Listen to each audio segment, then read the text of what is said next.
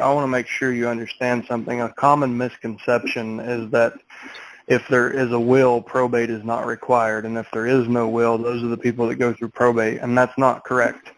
Regardless of whether you have a will or not, probate is most usually required.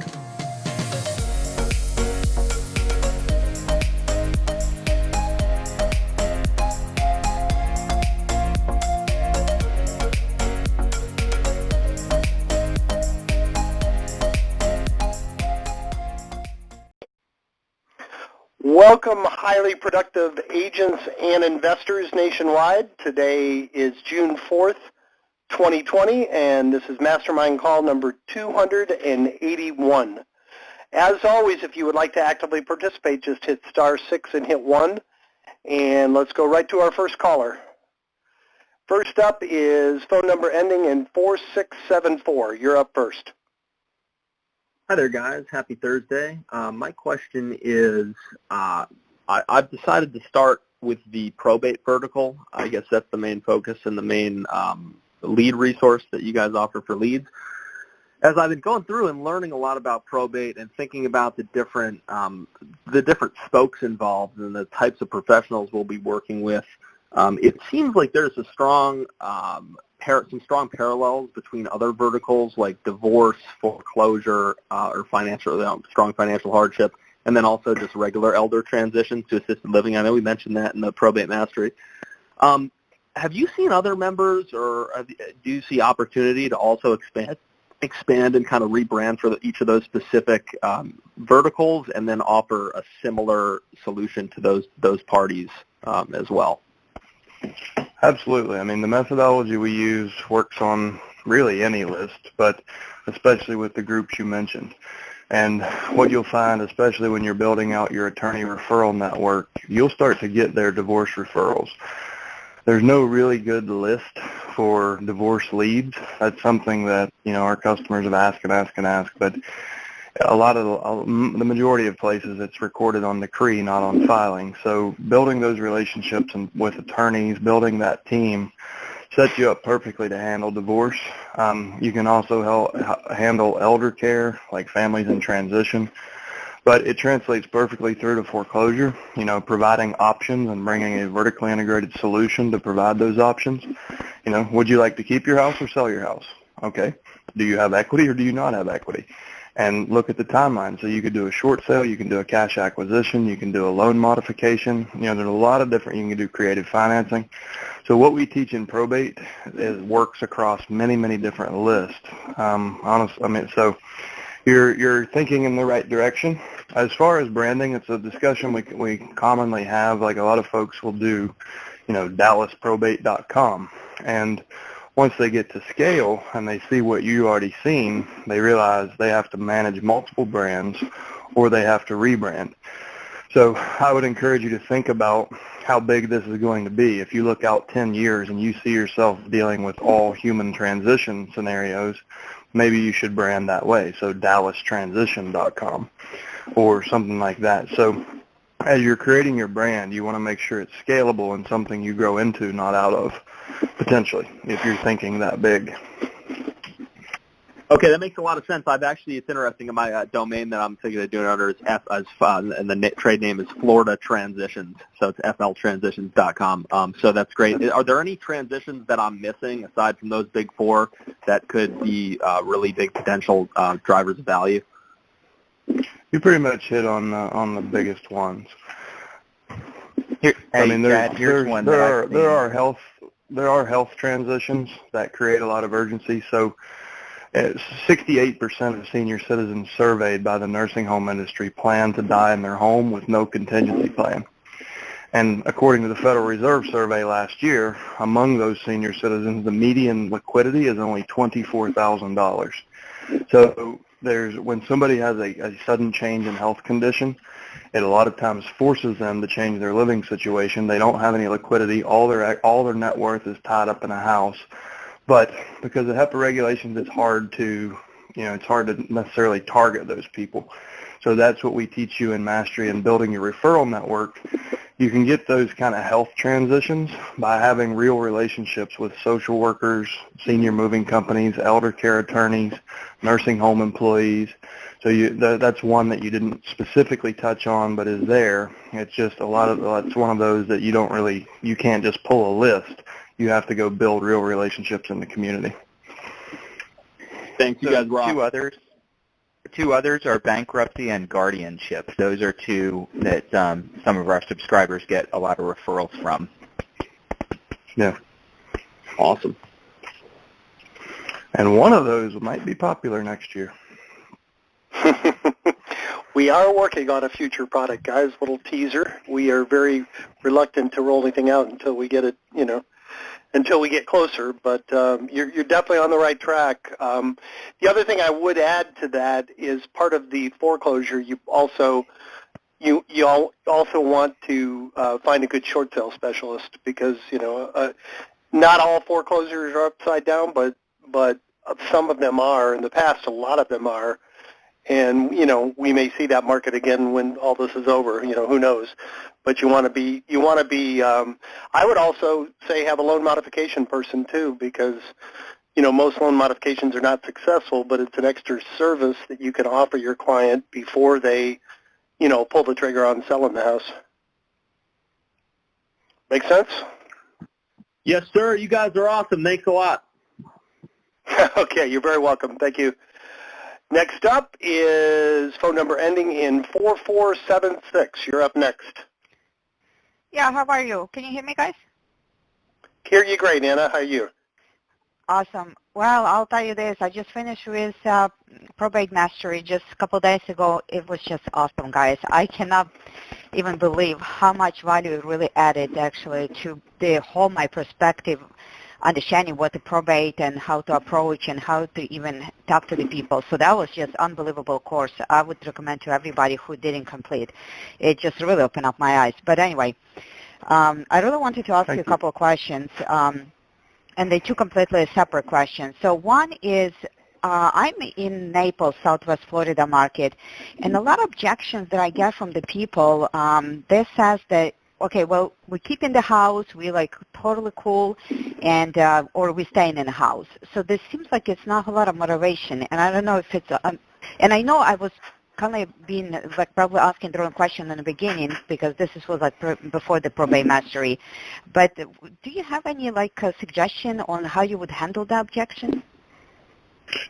So I wouldn't look at it as much as an objection as it is their desire.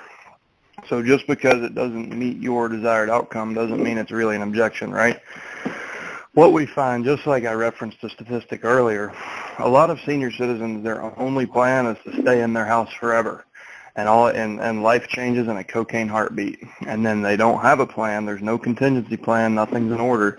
So then they have extreme urgency. So building a real relationship with that person, basically putting them into your sphere of influence, however you can, find a way to offer them service. So maybe it's by connecting. We know that a death occurred. And being in Naples, they may already have all their landscaping and lawn care and home maintenance. That may already be delegated off, and they have people helping with that already. But let's find that out. Let's find out if what their plan is. Their income is likely being cut in half. They may have life insurance coming in.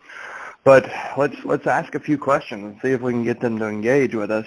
And by not talking about real estate, you create an impression with that person, especially if it's a surviving spouse. Because anyone else who's calling is like, hey, I'm this, I'm that, I can do this, and it's all real estate related. Where if you're having a compassionate, empathetic conversation with them saying, okay, well, listen, there's a lot of things we do to help families, even if they don't want to sell property. We have a property management division that we can help you transition to a rental. We also have short-term rental experts. As I'm sure you probably know, Naples is a pretty popular tourist destination. So we have a highly specialized Airbnb vacation rental ownership manager that can help you, rent out portions of your home or rent your home when you're not here. For instance, if you're traveling back to New York for the summer. It's really just us understanding your situation. So what is there anything that you can think of that you're just unclear on or that you might use some help with? and just try to find anything that you can help them with to create that lasting impression. And then the moment that transition happens, you'll be the only person they think of. And a lot of times with surviving spouses, they will, they'll say, well, I'm going to stay in the home, and they're still kind of in shock. And 6 or 8 lonely months down the road, they realize they don't want to be in that house anyways. It has equity. They can buy a patio home closer to the grandkids, and they're eventually leaving Naples. So try to find a way to help them right now, and then put them on a follow-up sequence. Maybe talk to them every 6 months.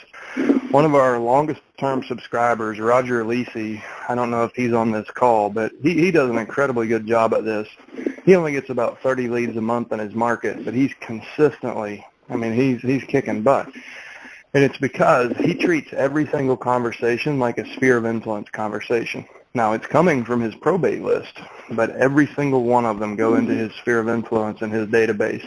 And he just keeps in touch and treats them like people and offers them service. So he has he is attracting business. His reputation creates his transaction. So that's my advice. Bruce, I'm sure you probably have something to add. Craig, let me jump in. I'm Craig. Chad, let me jump in real quick. I was going to add to that also that Roger not only does that, but everybody he meets in the course of the transaction, he adds to his sphere of influence. If he's doing an open house and he meets a few of the neighbors, even though they're not ready to sell, they go in his SOI, and he touches base with them every month. Contractors, attorneys, everybody, he come in for every probate. I think he told us one time he averages 3 to 5 leads or additions to his sphere of influence for every transaction he does. So, some of it can be the incidental contacts. It's, not even that particular seller that you can add to your sphere.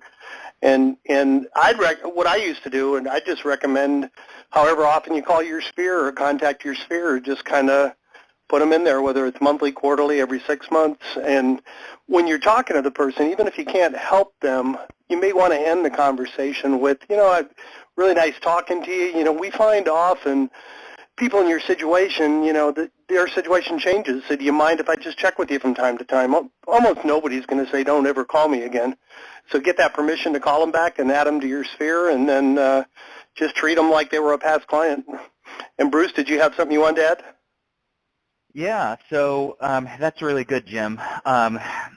One of the things that I like to do with people in my just circles, regardless of what type of lead that they might be, or whether they're sphere of influence or a real estate agent or whatever, is I want to use, and I can't remember the actual rule, subconscious psychological rule that this is called, but you want people to think that everybody is doing something. If they feel like everybody else is doing something to work with you, then they're going to want to go with the crowd. So one of the things that I frequently do when they say, "Hey, I'm not going to sell," or "I'm going to keep the house," is say, "Absolutely. You know what? I completely understand." As a matter of fact, I get calls every day from people that have gone through probate, and they've decided to keep the house, and they want me to help some other way. I can connect you with a ton of different people that you're going to need as you keep the house.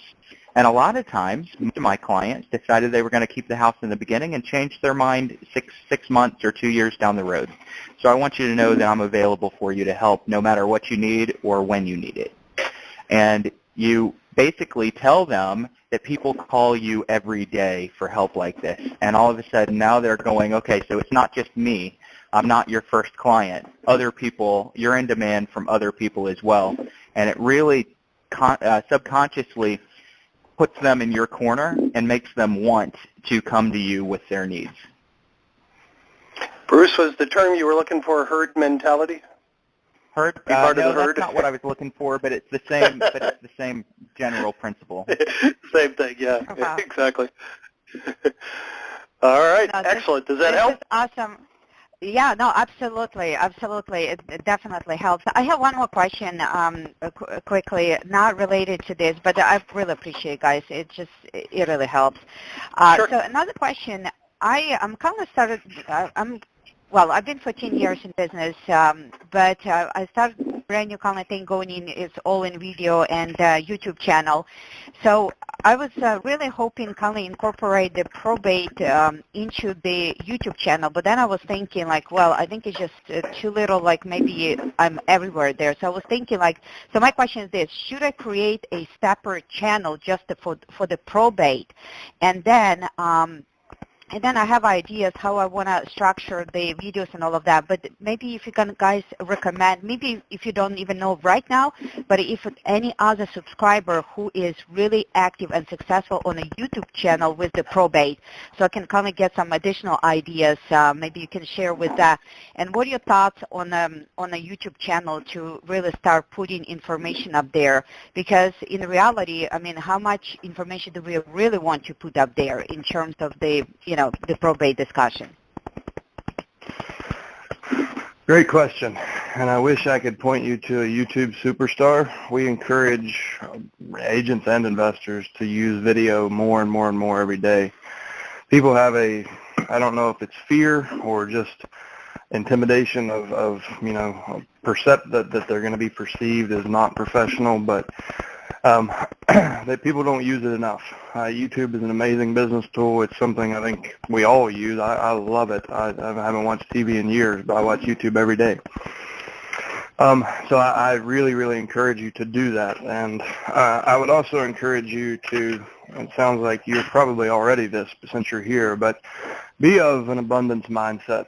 I mean, these phone calls have been broadcast literally millions of times to millions of people.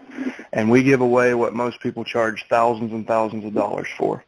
And it's because we believe if you put that value out into the world, it's always going to find its way back. And even if your competitors are listening, they're not going to catch you. So don't worry about hiding good content, because if it's good content, you'll be rewarded with the business anyways. That said, managing multiple channels can be really difficult, and to aggregate your traffic into one channel helps you with the YouTube algorithm. Will rank you more quickly. The more traffic and watch time you have, the better off you are from a being found standpoint. So I would say stick with one brand and one YouTube channel, but definitely leverage playlists. So if you go to youtube.com/alltheleads, you'll see we have a playlist for Mastermind, a playlist for role play, and Shift Happens, and tips from the trainer. So it helps your audience navigate the content, but it keeps all the traffic on one channel. So, and then the other thing, if you're helping first-time home buyers, and somebody in probate comes in and they click off the probate playlist and they jump over to that, they see that you're not. If they are perceiving you as taking advantage of families in this situation, they see that, oh, well, she's actually helping families in all stages of transition, as they transition from college into home ownership, from first home into second home. So, it lets people get to know you. The other thing I would say is make sure you are the one on camera as much as possible, and make sure that you do that in familiar places. If you're really working the Naples market, then get out there and use Naples as your backdrop. And I would also say, use real equipment. Don't skimp on microphones, especially. iPhones are any smartphone right now is pretty amazing as a video camera. For $150, you can add amazing audio quality to it. There's lots of different microphones and things, but make sure you have good lighting. Make sure you have at least 1080p video, and make sure you have really good audio so you look professional. Don't try to script it. Just be you. Don't overthink it. Don't try to do teleprompters or note cards. Do your best. Struggle through the first few. Even make the videos, even if you don't publish them. Throw them away. But get comfortable being on camera, and then it becomes fun and easy. And when it's fun and easy, you'll be out, like our partner Tom, drinking a cocktail at lunch when he's supposed to be working, and you'll be like, you know what, I'm going to make a video. And it becomes fun and easy, and your personality really comes through. So those are some of my best pointers on it. I'm sure others have input too. And Chad, I'm going to say that don't worry if your first couple of videos kind of suck, because I remember about 4 or 5 years ago an experience I had doing my first videos. And what was that like? Do you remember that? I think I may have broken the teleprompter rule with you. I let you use a whiteboard. I had to drink. Had to take a couple of shots, and took about 3 I wasn't or 4 going to hours tell. just So to get two boost videos broken into done. videos, it took a bottle of Dewar's Scotch. Not a whole bottle, just a couple drinks. And they were terrible. They were absolutely terrible. Now I do video a couple of times a week. So to get good, you have to go through some of the growing pains. Yep. Yeah. Well said. All right. Next up is phone number ending in 9542. You're up next. Hi, Bill Gross calling from Los Angeles, California. How you guys doing today? Great, Bill. Hey, Bill. How about you? Good. I want to start off with a Chad was right. Do we have time for a quick Chad was right comment? Oh, we hate Always. it when you do that, but go ahead. He thinks he's always right, so you're just reinforcing that opinion. Go ahead. I get asked a lot about training, and I really took your mastery earlier this year and retaken it numerous times. Part of your package is being able to retake it's fantastic. And I think the main thing is the mindset of really coming from service. So many people, so many agents start off with, well, how do I get commission checks? And the answer really is being a service, and your training is so much about that. And there was a lady I met at probate court, I want to say a year ago, maybe it was a year ago. And she had some obvious problems. I mean, she obviously had some chemical dependency issues, and the result of that, and she missed the hearing date for the probate that she was involved with. And she told me the story, and I took the time to listen to her that I wouldn't maybe normally have, and kind of pushed myself to do that. And here we are. I think it's a year later, and she told the story that she had a will, but her brother was in the probate, and he was intestate, meaning there was no will. But she knew there was a will, and she had a couple pages. She didn't have all of it. And here it is a year later. It turns out she actually does have the will, but really it's even better than that. It's a form of a will from a trust, and she's the successor trustee. So rather than now being pushed out by her brother to a probate, she's in control because it is a trust. And so at the end of the day, I would not have thought of that being good business a year ago before I took the training. I always thought of that as being too much time and to getting too personally connected. And the opposite, I think I look for those opportunities now to help people, and the business just seems to come in as a result of that. So I just want to say thank you, and that you're right, that it really is about first coming from being a service. Well, thank you, Bill. No, thank you for all you do. I don't have any words to go on. I go on, and I know this isn't meant to be a thank you, Chad party, so I'll just say it once and move on. I do have a difference, a question though, and at the risk of arguing with my coach and mentor in this business, Chad. One of the things about this case though is she needs some money to hire an attorney. She has nothing. And she does need an attorney to get the process going and without all the details. And so I have kind of created a little probate advance business, and I'm able to lend her some money or advance her some money as a result, pay for the attorney, and that's helping her get the ball going. And I know in the past you've talked about it negatively, and I guess maybe I'm missing a tool to some others. So my real question is, other than probate advance, which is expensive, it's very expensive money, what else can you do in a case when somebody doesn't have the $3,000, $5,000, $10,000 even to hire an attorney to get started? What other options are there? What other tools are there that you may use or are aware of that maybe I need to pay attention to more? Sure. My advice in that particular situation is find a better attorney, one that's later in their career that has, that still has some compassion left and isn't cynical, but knows that if they step up and help, they can be paid on the back end. Just like we turn a contractor into a rehab lender and carry the invoice for 180 days. If we're working with the right attorneys that are that have the right values, similar values to us, then they have cash reserves in their business. They are running it like a business, and they don't mind to perform some work and be paid later. I mean, look what we do for a living. It's not unreasonable to ask, right? Yeah. Like, we provide immense amounts of value, and we're never paid until we do what we promise. And attorneys set their industry up differently. So they take a retainer on the front, like a business broker is much different than a real estate broker. So the industry is conditioned to work a certain way, but that doesn't mean it has to be. It's not mandated. It's not law. It's just common behavior. So you can try to use those attorney relationships as you build them, and know that when I need this, I can go to this attorney. He'll have my clients back. Alternatively, I've been vetting an estate advanced lender, and they're kind of just getting into this space. They've been working in creative finance and other industries and other niches, and I've kind of issued them a challenge.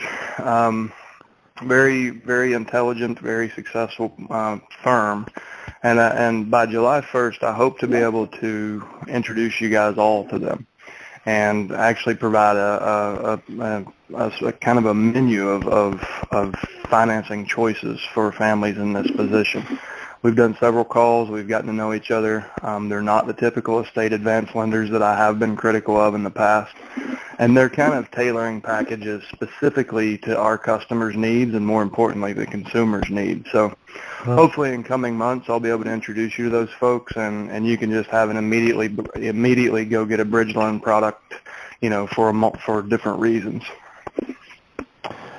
Well, thanks. So to go back, you gave two answers. I think one is, I think what you're saying to me is, if I haven't found the attorney that will work on the contingency or get paid on the back end, I just need to keep looking and find an attorney that will. Yeah. And maybe help them with financing. Yeah, okay, I hear that. And then the second, as far as probate advance, I'd love, if you need some help on that, I'd love to help test that. So if I can help in that process at all, I Sure. I mean, if you have active, is this one that you still need to get funded? I've already got this one in process. Right, and I funded. Yeah, Bill, if you could just let me know, as soon as you think you have a need for financing, because we're going with my concept of it's easier to steer a moving truck. So I'm trying to throw them live scenarios, and that's how I'm vetting them, kind of behind the scenes before we say, okay, you guys can trust these folks. So if you have live opportunities that we can put in front of them and to create these products, that will be helpful to me. So just let me know the second you have one, and I'll connect you up. Great. Thank you. Thank you as always. Yeah, thank you, Bill. All right. Appreciate your input. Thank you, Bill. Take care. Next up is phone number ending in 0456. You're up next. Thank you. Josh Shanley from Central PA. Had a couple of questions. A couple of them are rapid fire. Same address, personal rep and the real estate. Is there a different approach to take there? That's typically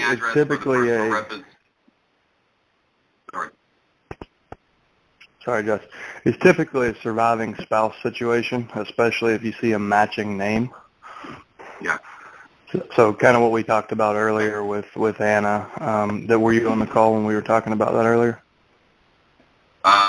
Yes, but I have 4 kids at home, so sometimes it's okay. Yeah. So a lot of times surviving spouses, they're still in shock from the loss. They will say they're not ready to sell, but in a couple of months to a few months, they probably will be. They will have some realizations, and they're likely to need to sell. So a lot of times it's a surviving spouse situation. That spouse their only plan in the world is to stay in that house forever, and that changes rapidly. If you go to alltheleads.com, in the top right, use the search bar and type in surviving spouse. There's a Tips from the Trainer video where I tell some stories and kind of unpack this in long form where you can hear more about it. But typically when your addresses match, especially if last names match on the PR in the deceased field, that's going to be a surviving spouse situation, but you should not shy away from it. Just don't go into, if you are approaching it, real estate first, I would encourage you to pull back on that and approach people first and earn the right to talk about real estate when they're ready. Otherwise, you'll get doors slammed in your face. So, yeah, that's great. So a follow-up to that is I'm getting a ton of people that I'm just getting we've got everything covered. We've got it all handled. We've got it taken care of. And I'm trying different things to continue the conversation, and apparently not doing a good job. Have you tried the vacant insurance trick? I did. And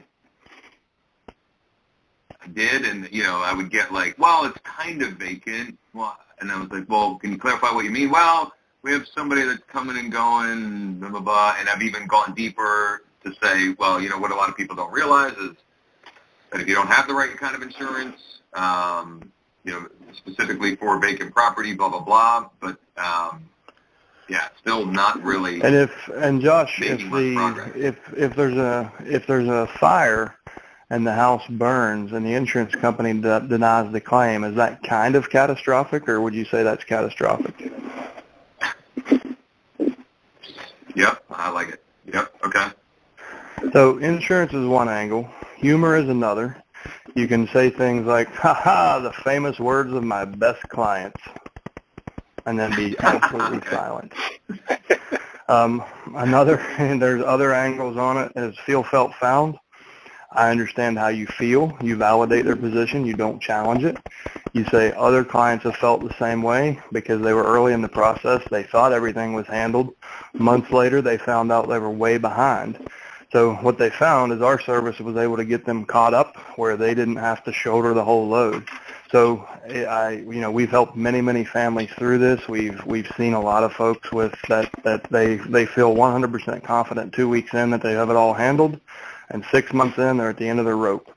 So worst case scenario, you're having a conversation with a professional who helps multiple families through this every day. And while you have me at your disposal, I'm happy to answer any questions you might have. They even show you the top 3 mistakes I see people make. Otherwise, my goal for the day is to reach every family in the county that's going through this, because we just talked to the probate clerk yesterday and realized that there's more this month than usual, and we've got a lot of folks to help. So would you like to have 5 minutes of my time to learn more about what we do, or do you want me to just let you be on your own? And it's a bit of a takeaway. So feel, felt, found, followed by a takeaway. And it's a lot of times, and again, follow with absolute silence. Let them process. Let it hang there as long as it needs to. But a lot of times you'll hear a sigh, and that means, oh, I realize he's different. And then they start to tell you the truth. Yeah. Okay. The other thing I would add real quick, Josh, if I could real quick, I was just going to add. Yeah, those people kind of remind me of a FSBO the day they put the sign in their yard, or an expired the day it expired.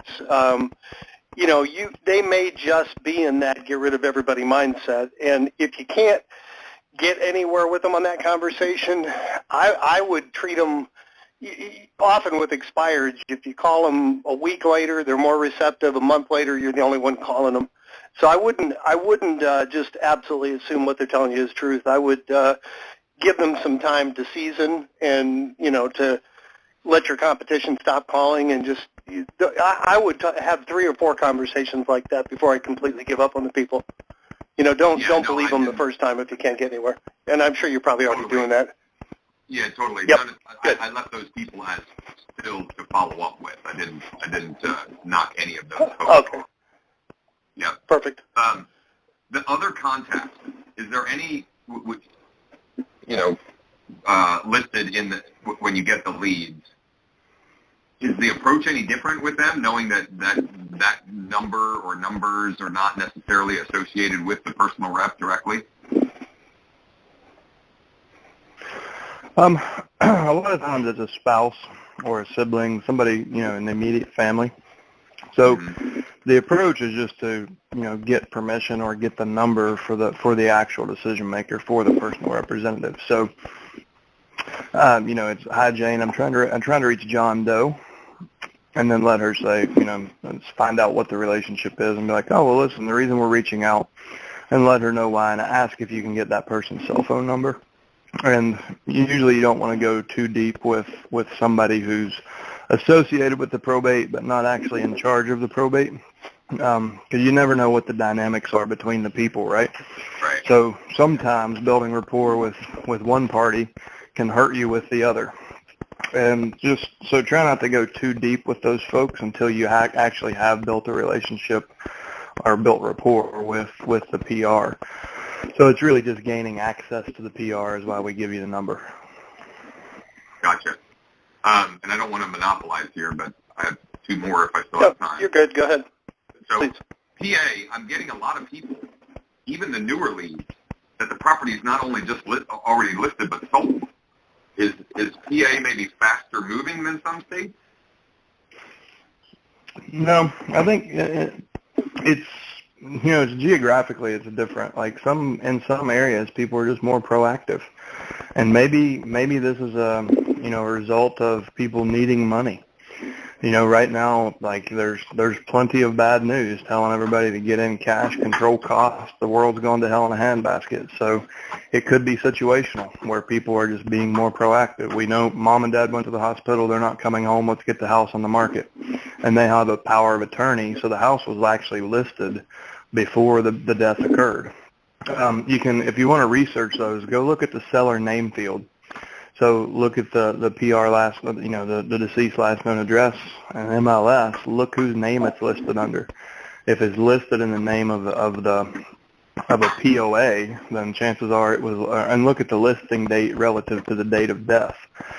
But I find that in my market, probably 25% of families are proactive and they know that they know what's coming. So the home will actually find its way onto the market before probate is ever petition, before they ever petition for probate. That's just kind of the nature of it. Not everybody's going to need our help. Totally, and that would make sense that those are the people that I'm actually talking to because they're proactive. They're answering their phones. Right. Yeah. Good probably point. Why they. Yep. Yeah. Last thing, I created a couple of videos to use with Facebook and YouTube and on my probate site. I'm getting really low match rates, so I'm wondering if I'm doing something wrong because I've heard you mention several times that typically you have a really high match rate, or it could just be my market and them hiding. How do you know what your match rate is, Josh? Well, okay. That's a great question. I'm assuming I'm getting a low match rate because I'm getting zero reach for days with a $10 per budget, $10 per day budget.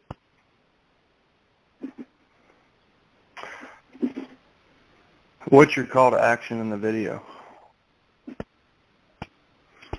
Well, let me ask a better question. It's a video ad, so are you getting views? No, that's what I'm saying. I'm getting nothing. And are you running a campaign ad or a conversion ad or a video watch ad? It is video view or reach. Okay. That's a good question. But I didn't think to try a different. Both of those are kind of designed to just make sure people see it. So maybe I'll try the alternate of whatever I did. And another question is, how big is the original audience? Yeah, it's only, I've only gotten 100 and, I got 2 months of leads. I haven't gotten new for a while because of the courthouse thing, and then I got some back leads. So I have 150 maybe.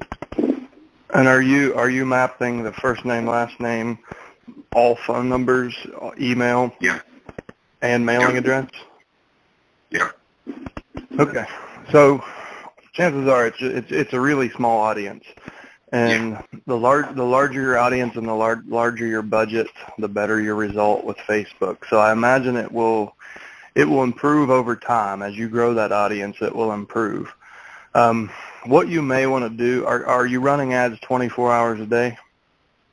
Yeah. What you may want to do in this scenario, so you don't have to really raise your budget, is restrict the time, the times of day. We pretty much know the demographics of these people, right? So a lot of these folks are middle age or older that are probating the estate of a sibling or a parent, the vast majority of them. So chances are they're not thumbing through their phone at 1 o'clock in the morning, right? So one thing you might try to optimize it is to focus your ad budget maybe from 6 a.m. to noon and 4 p.m. to 10 p.m.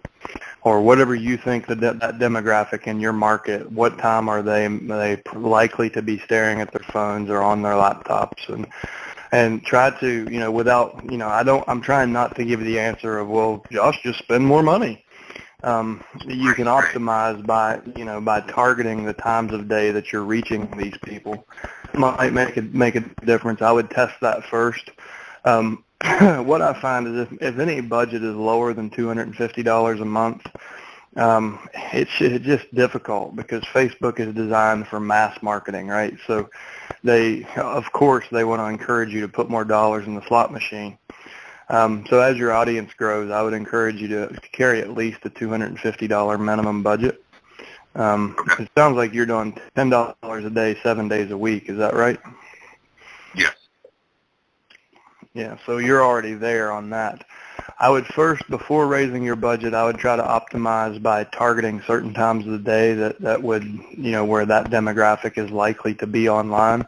I would think that early in the morning, they're probably checking email, looking at the news, things like that. And then in the evenings after dinner, they're probably bored and doing the same. During the middle of the day might be the worst time for that demographic. I may be completely wrong. I would test it, maybe do 1 week, maybe 8 to 4. The next week, that 6 a.m. to 10 a.m. and 6 p.m. to 10 p.m. Just test your timing, see if it changes your view count. And then you can also A/B test with different ad types. So you can do conversion versus video watch or video views, whatever they're calling that now. And just see. And once we get your view count to trigger and we see that we're actually getting views, if that's not resulting in clicks or whatever your action is, then we know the video is not working. But right now it just seems like your targeting isn't working. It's hard to know what your actual match rate is. It's been maybe more than 2 years ago. Facebook used to show us our match rate, and they still have it on the back end. If you can get a Facebook rep, and they have scaled that department a little bit. I think it's, if you're actually spending money, I think you have access to a rep. But if you can request a call with a Facebook representative, they can actually tell from the back end what your actual match rates are. That's how I find out when I do one now. If I upload a probate list, I get on their calendar and I'm like, hey, can you tell me what the match rate is on audience number, yada, yada, yada. And they can tell me what that is. So you might set up a call with a Facebook rep and just verify that you do have the match rate you expected. I would think that if you mapped all those fields, I would think your match rate's above 80%. So I think. But those are the things you can do to optimize and verify it. Sweet. Appreciate it. Thanks, fellas. Yeah. Good questions, man. Jimmers, you still there? Hello? Oh.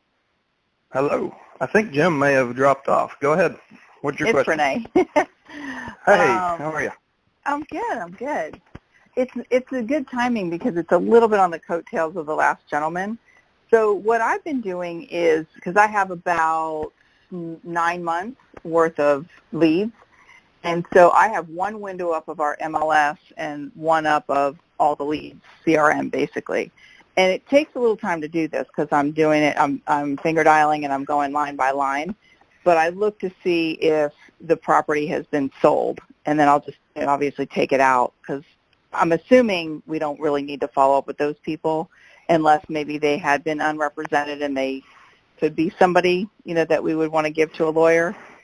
You don't like working with buyers that have pockets full of cash? Okay. Yeah, that could be it. Okay. So think of those as buyer leads.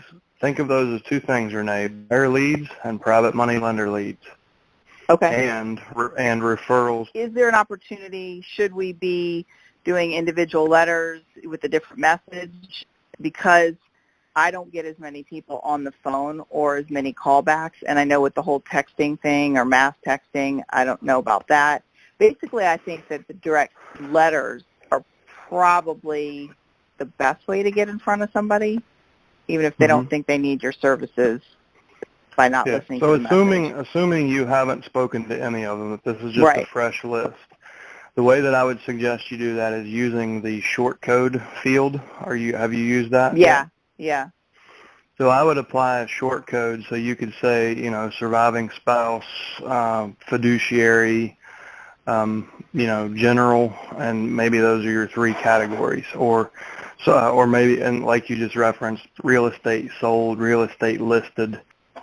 And I'll try it. Look, I don't know, maybe somebody would open the letter, 9 months, 12 months later, which parlays into like kind of a B question, which I think I know the answer to so everyone can hear it. It's like this, I'm still new to probate. I'm barely, and it'll be a year in September, but with all the leads. But it's like it really is a shift in thinking. It really is a long game. And specifically now, I'll just say for LA, because our courts aren't going to open until who knows when, maybe July or August, right? And then it'll be such a backlog that with this whole conversation around letters, I'm just wondering, because I don't have, endless budget for letters, but it's like I'm kind of holding off potentially for the next mailer. I'll probably do it now in June, but I was holding off in May just to mail, because almost every person that I do get on the phone says any court date that they had in March, April got pushed to July, and it could even get pushed to August. So that goes into, you might just want to say that as a comment, where people are going to put their dollars and the expectation from those dollars with the courts being closed. Are they going to keep caution I would the mailers give you, Renee, the caution that I will give you is you damn well better hope that's the way your competition is looking at it, because otherwise they will have built relationships with these people, and they'll have them at the front of the line when the gates to Disney World open. Okay. Hey, Renee, it's Bruce. Do you have BombBomb by any chance? I know what it is. Yeah, I was actually about to get with that. So let me hear what you're going to say. That was kind of like the next approach. So if you're not getting a lot of answers, I would keep calling and I'd keep leaving voicemails. But I might try to tie in one or two, not custom messages, but video messages, and send them out as individual texts to the phone numbers, because people are a lot more prone to read their texts than listen to voice messages. Yeah. So that could be a way that you get a message in front of people, and they're not all going to click the link, but for relatively low cost, you can put a video message in the phones of a lot of people in a way that they're going to consume that information pretty readily. And you're saying BombBomb because at least you can track it versus just doing a video from your phone. I'm saying BombBomb, number one, because you can track it. Number two, because it compresses that video and it makes it much more easily deliverable, where if I recorded a video on my phone and texted it to you, it might take 2 hours for me to get that video out. And if I'm doing that individually to a whole list, it's going to be really difficult. But you can do it through BombBomb, and those videos go out easily in seconds. Yeah, okay. And my last question was, I'm seeing a decent number in the last, 9 months of leads where it looks like the people are keeping the property, that I can see the date that it was purchased. I mean, it was probably 30 years ago, 40 years ago. The family's not selling it. I don't think that's a dead lead, but what kind of lead is that? They're probably not selling the property in probate, and we wouldn't get paid, but does that fall under some other category that we could be of service to them? Well, just like we talked about earlier in this call, they're good folks to keep in your sphere of influence and follow up with maybe every 6 months. People that you can try to help with home services, legal services, like setting up an estate plan. They just went through probate. Do they have an estate plan to prevent that in the future?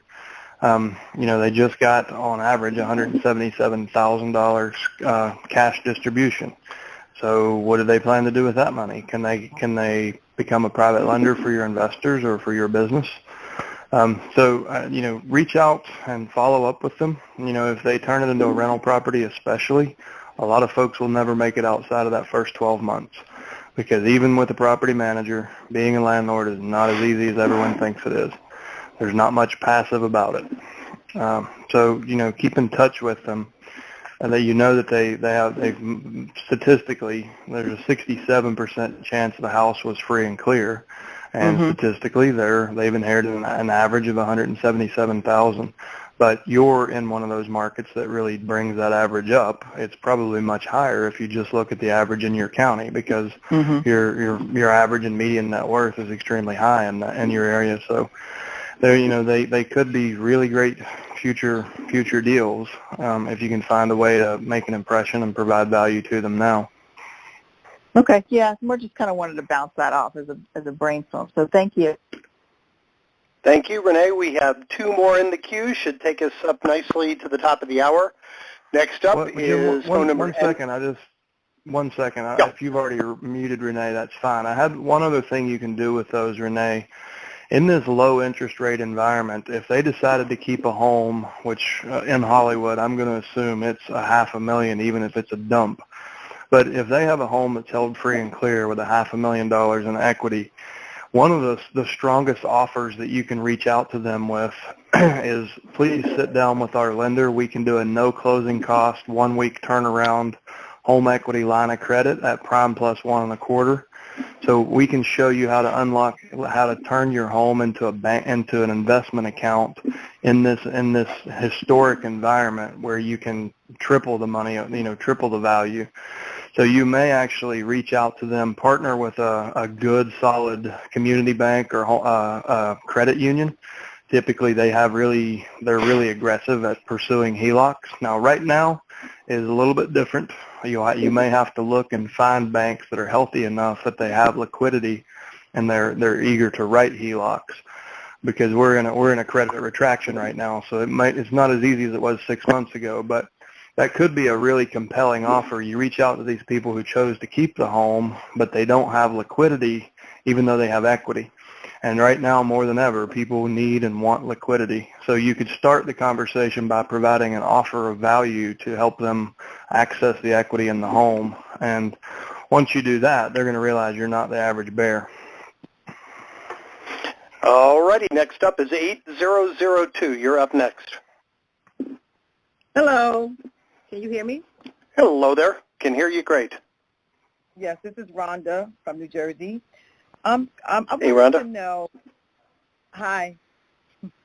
I have a seller that he's an executor of the estate. However, he lost a will, and he never probated the will. So his mother passed away in Georgia, and we needed to do a petition to try and, I guess, probate the will, or now we have to get what is it that I know when you go to the state or the city, you have to try to get the will probated, or I'm just trying to figure out how are you able to, without going through this process, get a copy of the will again?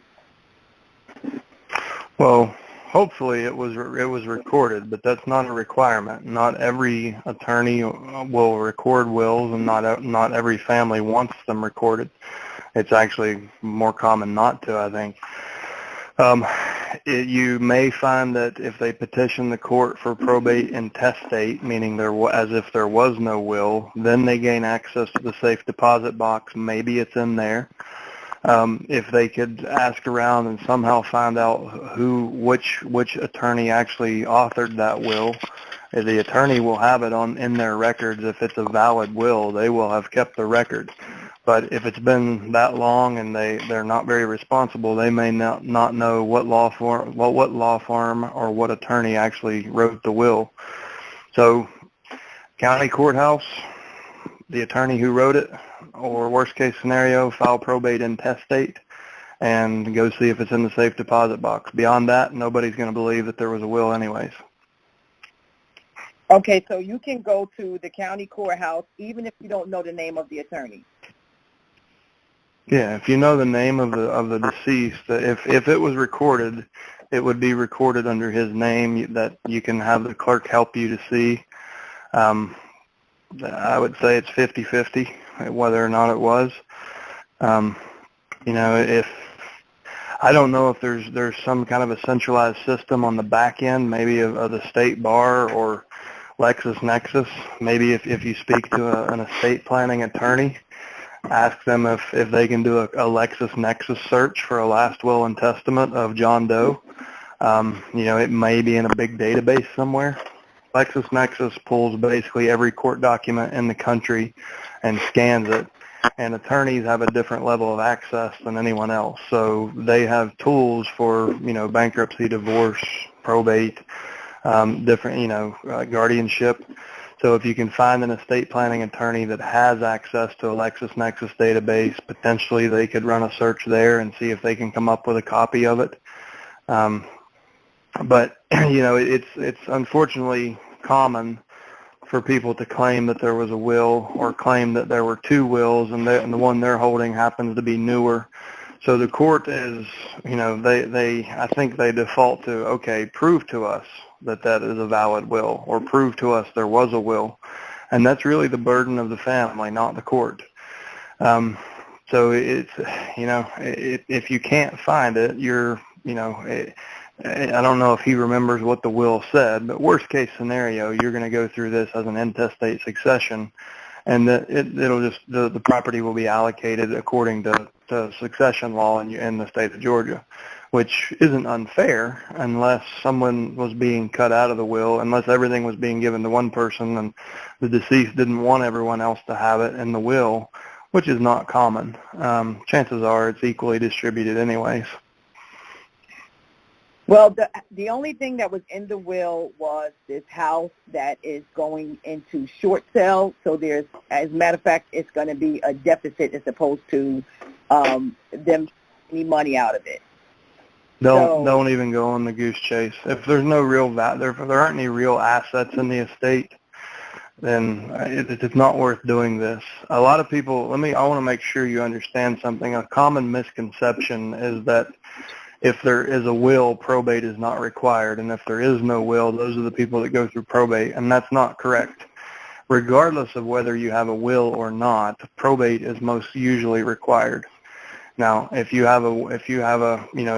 move the titles to vehicles and real estate, and you can have a will and not have to go through probate, usually because you titled properly, so it had transfer on death clauses, and you actually don't have to go through probate because you qualify for the small estate exemption, because you move the assets out contractually, so the overall value of the estate goes down, so you're exempt from probate. But just because you can't find a will doesn't mean you're going to avoid probate or that probate's going to be any different, in this case, because there are no real assets. Okay, so even if he moves forward as is and just says forget it, that it's not going to make much of a difference. The end result's going to be the same for him. Okay, well, see, we trying to sell the house, and he and his mother owned the house together. The sister, and it was only a sister. It would be between him and his sister. He and his mother owned the house together, and because they're not, married, of course, the sister can claim whatever. She would have, you would have to go through the process. Is that true? But there's no equity in the home, so what does it matter? She's escaping liability by not having her name on title. Okay. Well, they're fighting, so it's as if she wants to stop the process going forward. I mean, Is her outcome to keep the property? No, just to stop him from selling it. Well, it sounds like he's either going to sell it or he's going to lose it. Would she rather see, either way, the house is going. Exactly. Well, she just doesn't want anything to do with it. She doesn't want to. She's afraid that maybe something will be attached to her. All kinds of stuff. So, okay. No, the only reason I said what I said about liability is because his name remains on title, and it's likely that means his name is on the loan.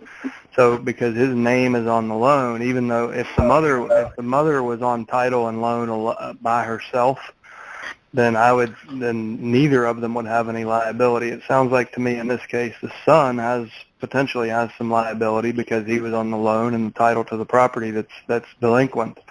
If the sister wants to get involved, like, it's ignorant for her to do that. She has no liability whatsoever in this case. All right, we have one more person in the queue. We saved the best for last. Bill Janiga, you're up last. Phone number ending in 2729. Gentlemen, good afternoon. Hope everybody's well. Hi, Bill. Hi. Quick comment. I've changed my question script. I usually pretty much shoot from the hip when I go into an interview, but I'm always reading it beforehand in the car just to refresh my memory. And the change that I made is to get clarification from the family about the person that's in a nursing home as to how that nursing home care is being paid for. I referred an attorney to a client, and make a long story short, they said no, they had insurance. They told the attorney they had insurance. Lo and behold, as things opened up in the probate file, state of Michigan came along and said, no, you owe us $160,000 for Medicaid payments. So that pretty much wiped out the house. There was about $173,000 by the time everything was done and said. The heirs got nothing, and they said, well, what can we do about it? I said, at this point, nothing.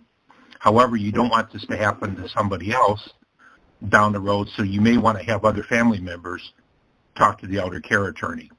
So at least we referred it out, but that's something that I've changed now is to get clarification on their definition of insurance. The other two quick comments that I made is you were talking, I think it was Bill Gross made some comments about advance of funds. I do that all the time here locally in Michigan, depending upon what the situation is. I don't do it for everybody because I have to have a comfort level with it, and I have to make sure that I got something I can lean against later on. And I always ask the question, and I don't care how many people were at our initial interview, the more the better. I'll ask them what's going to happen with the proceeds, who wants the house, who doesn't want the house, who's going to cut the lawn, and just a whole litany of questions. And I will pick up sometimes one or two inquiries as a result of that. I wound up loaning money to one of the kids on a deal. Don't ask me why, but he races these cars on some NASCAR circuit somewhere. But he needed $35,000 for some engine part. Well, I was glad to do it because it was 1.5% per month. So for me, I had no objection to doing it. And the other last comment that I've got, when they talk about someone wanting to become a landlord for the property, I always sit down and remind them that in Michigan we have what's called homestead, non-homestead taxes. And there's about a 20% difference. And that's something a lot of people do not realize. And then I always leave them with, there's a big difference between being a landlord and being an investor. Investors, when everything just goes perfectly bad, or perfectly good rather, and check deposited on time, EFTs go through, but as a landlord, on your own, they deal with 6 items: toilets, trash, and tenants, drugs, divorce, and death. And that usually gets their attention about how bad they want to be a landlord.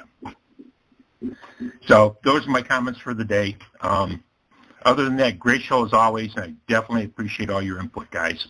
So you have a fun day and a great weekend. I have to compliment your language, Bill. So notice he said 1.5% per month. That's how you don't say 18% interest.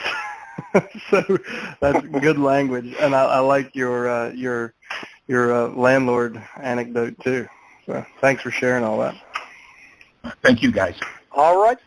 Thank you, Bill. Great way to close the call. I want to thank each and every one of you for being here today. I want to remind you we do have our monthly role play call next Wednesday, June 10th at 2 p.m. Eastern. Please come on and let's do some role plays live, places you're getting stuck, challenges. And so I want to thank all of you for being here. I want to thank in particular those that participated.